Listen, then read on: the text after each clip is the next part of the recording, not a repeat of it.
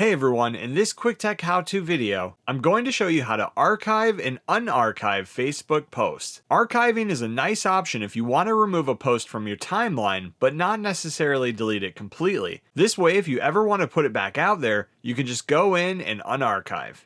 To do this, open Facebook and head to your timeline and find the post that you want to archive. Tap the three dots on the right of the post and choose Move to Archive. It will then automatically move the post to your archive. To view or unarchive a post, scroll all the way back up to the top of your Facebook profile and tap the three dots next to Add Story. In here, choose Archive. You can then scroll through your archive posts, and when you find the one that you want to put back, tap the three dots on the right again, choose Restore to Profile, and then finally Restore. It will then unarchive and put the post back on your timeline. And that's how you archive and unarchive a post made to your Facebook timeline. Thanks for watching. Please like and subscribe and stay tuned for more quick tech how-to videos.